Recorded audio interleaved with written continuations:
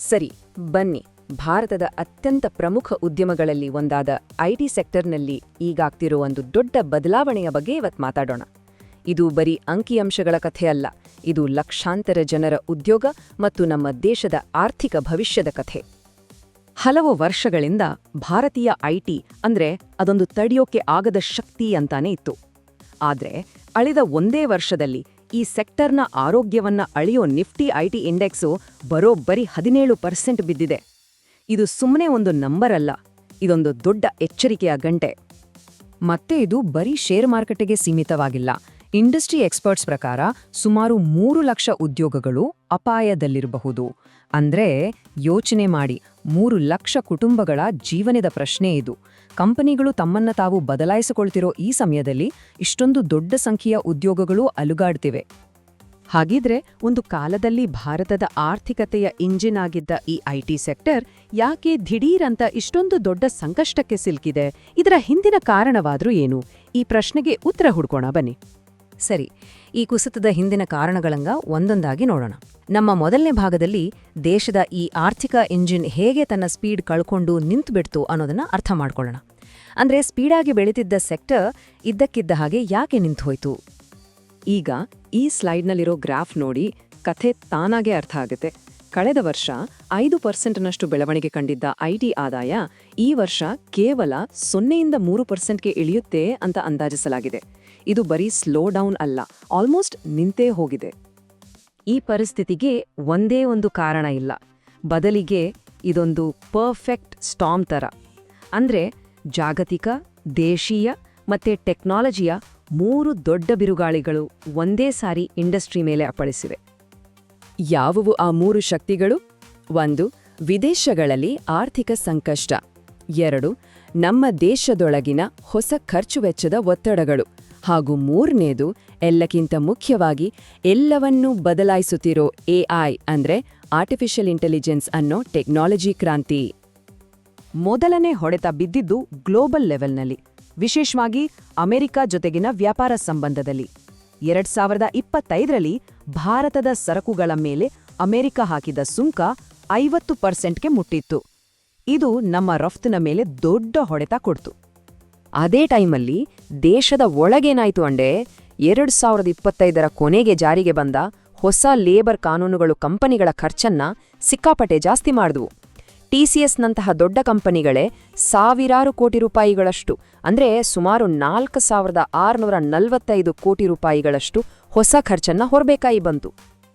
ಆದ್ರೆ ಈ ಎಲ್ಲದಕ್ಕಿಂತ ದೊಡ್ಡ ಚಾಲೆಂಜ್ ಅಕ್ಷರಶಃ ಗೇಮ್ ಚೇಂಜರ್ ಆಗಿದ್ದು ಜನರೇಟಿವ್ ಎಐ. ಇದು ಬರೀ ಇನ್ನೊಂದು ಟೆಕ್ನಾಲಜಿ ಅಲ್ಲ, ಇದು ಐಟಿ ಇಂಡಸ್ಟ್ರಿಯ ಬಿಸ್ನೆಸ್ ಮಾಡೆಲ್ ಅನ್ನೇ ಬುಡಮೇಲು ಮಾಡ್ತಿರೋ ಒಂದು ಶಕ್ತಿ.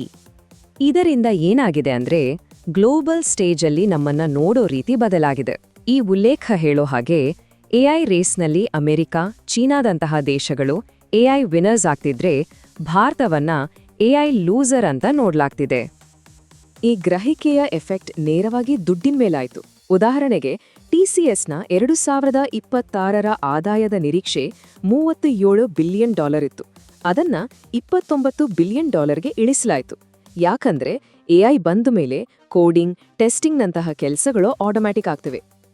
ಇದುವರೆಗೂ ಇದ್ದ ಲೆಕ್ಕಾಚಾರವೇ ತಲೆ ಕೆಳಗಾಯಿತು. ಮೊದಲೆಲ್ಲ ಜಾಸ್ತಿ ಆದಾಯ ಬೇಕು ಅಂದ್ರೆ ಜಾಸ್ತಿ ಜನನ ಕೆಲ್ಸಕ್ಕೆ ತಗೋಬೇಕಿತ್ತು. ಆದ್ರೆ ಎಐ ಈ ನಿಯಮವನ್ನೇ ಮುರಿದಾಕಿದೆ.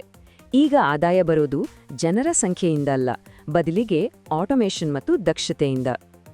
ದೊಡ್ಡ ಕಂಪನಿಗಳು ಹೀಗೆ ಕಷ್ಟಪಡ್ತಿದ್ರೆ ಇನ್ನೊಂದು ಕಡೆ ಮಾರುಕಟ್ಟೆ ಒಂದು ಸಣ್ಣ ಮೂಲೆಯಲ್ಲಿ ಒಂದು ಹೊಸ ಆಶಾದಾಯಕ ಕತೆ ಶುರುವಾಗಿದೆ. ಅದೇ small cap IT stocks.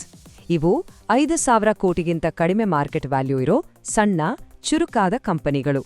Risk ಜಾಸ್ತಿ ಇರ್ಬೋದು, ಆದ್ರೆ ರಿಟರ್ನ್ಸ್ ಕೊಡೋ ಕೆಪಾಸಿಟಿ ಕೂಡ ಇವುಗಳಿಗೆ ಇರುತ್ತೆ. ದೊಡ್ಡ ಕಂಪನಿಗಳ ಹಾಗೆ ಇವು ಎಲ್ಲವನ್ನೂ ಮಾಡಲ್ಲ, ಬದಲಿಗೆ ಒಂದೊಂದು ನಿರ್ದಿಷ್ಟ ಕ್ಷೇತ್ರದಲ್ಲಿ ಎಕ್ಸ್ಪರ್ಟ್ಸ್ ಆಗಿರ್ತವೆ.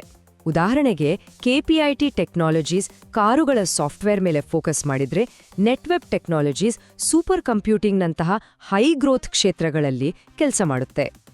ಸೊ ಇದರಲ್ಲಿ ಇನ್ವೆಸ್ಟ್ ಮಾಡೋದಂದ್ರೆ ಒಂದು ಕಡೆ ಜಾಸ್ತಿ ಲಾಭದ ಅವಕಾಶ ಇರುತ್ತೆ, ಇನ್ನೊಂದು ಕಡೆ ರಿಸ್ಕ್ ಕೂಡ ಅಷ್ಟೇ ಜಾಸ್ತಿ ಇರುತ್ತೆ.